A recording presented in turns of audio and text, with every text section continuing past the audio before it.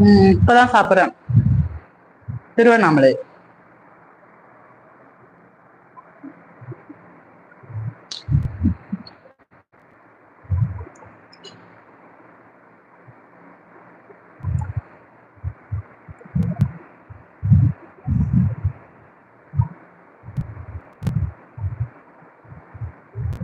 விஜி, அப்படி சொல்ல போனா இதுக்கான தெளிவான விளக்கம் நான் தான் சொல்ல முடியும். ஏன்னா எங்க அப்பா என்ன சின்ன வயசுலயே விட்டுட்டு போயிட்டாரு.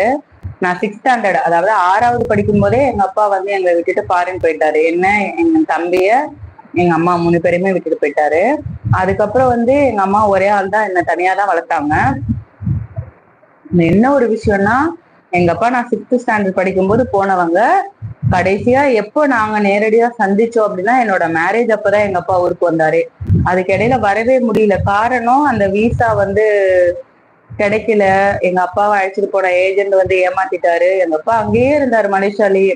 என்ன ஒரு மிகப்பெரிய விஷயம் அப்படின்னா, மலேசியால இருந்துமே கூட எங்க அப்பா வந்து இந்த விசா பாஸ்போர்ட் எல்லாம் சரியா இல்லைன்னா போலீஸ் பிடிச்சு போயிடுவாங்க.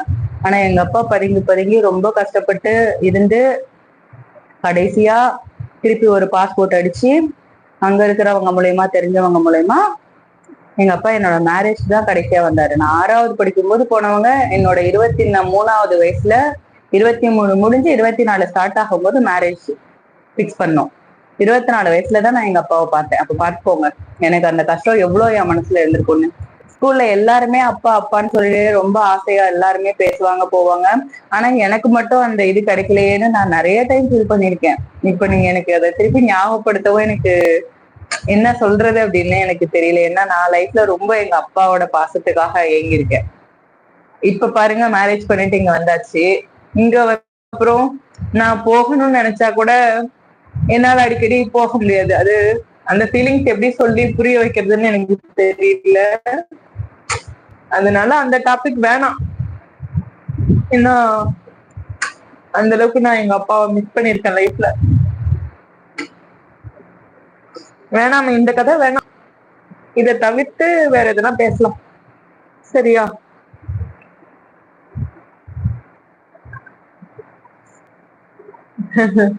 அதுதான் சொல்றேன். நீ இந்த அப்பாவோட பாசத்துக்கு ஏங்குறவங்க எல்லாம் நிறைய பேர் இருப்பாங்க.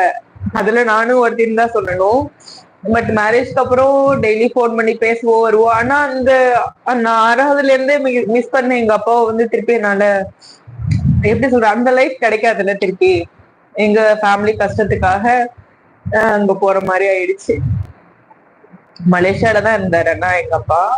நல்ல ஒரு கம்பெனில தான் ஜாயின் பண்ணியிருந்தாங்க. ஆனா பட் வர முடியல, அந்த மாதிரி ஒரு சூழ்நிலை.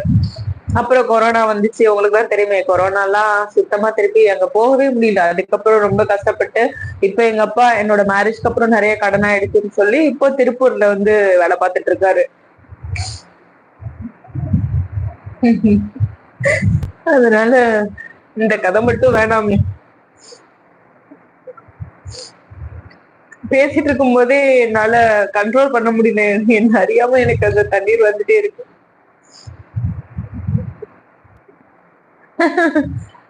ஆனா ஹஸ்பண்ட் வீட்டுக்கு வந்து ஓகே, சந்தோஷமா தான் இருக்கேன். ரொம்ப கஷ்டப்படுற அப்படி அது மாதிரி நான் ஒன்னும் சொல்ற மாதிரி இல்ல, சந்தோஷமா தான் இருக்கேன். பட் இருந்தாலும் அம்மா வீட நினைக்கும் போது கொஞ்சம் ஸ்பெஷல் தான் எனக்கு. எங்க அம்மா மேலேயும் எனக்கு மரியாதை ரொம்ப அதிகமாவே.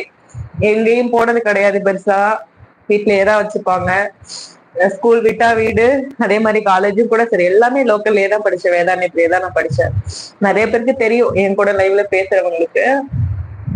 அதனால அப்பாவோட பாசம் எவ்வளவு ஒரு இம்பார்ட்டன்ஸ்ன்னு என் லைஃப்ல சொல்ல முடியாத அளவுக்கு இருக்கு. பொதுவான கருத்து தான் பிஜி. பட் எனக்கு நீங்க சொன்ன உடனே டக்குன்னு என்னோட ஸ்கூல் லைஃப் நான் எப்படிலாம் கடந்து வந்தேன் அதுதான் எனக்கு டக்குன்னு ரியலைஸ் ஆச்சு. தவிர நீங்க பேசுறதுக்கான ஆன்சர் சொல்லணும்னு எனக்கு இப்ப தோணவே இல்லை ஆக்சுவலா. அதுதான் உண்மை பிஜி. ஏன்னா அந்த அளவுக்கு லைஃப்ல நான் வந்து எங்க அப்பாவை மிஸ் பண்ணிருக்கேன். ஒவ்வொரு விஷயம் அப்பயும் என் கூட படிக்கிற ஃப்ரெண்ட்ஸ் எல்லாம் சொல்லும் போது, எங்க அப்பா எனக்கு அது வாங்கி கொடுத்தாங்க இது வாங்கி கொடுத்தாங்கன்னு சொல்லும் போது, பேரண்ட்ஸ் மீட்டிங்க்கு வரும்போது எல்லாத்துக்குமே எங்க அம்மா மட்டும்தான் என் கூட வருவாங்களே. அப்போ நான் நிறைய ஃபீல் பண்ணிருக்கேன். ஓ அப்படியா மணிமாறன்? கண்டிப்பா என்னால எல்லாம் உங்களை மாதிரி எல்லாம் மனசை தேத்திக்கிட்டு எல்லாம் இருக்க முடியுமான்னு கேட்டீங்கன்னா சத்தியமா நான் முடியாது.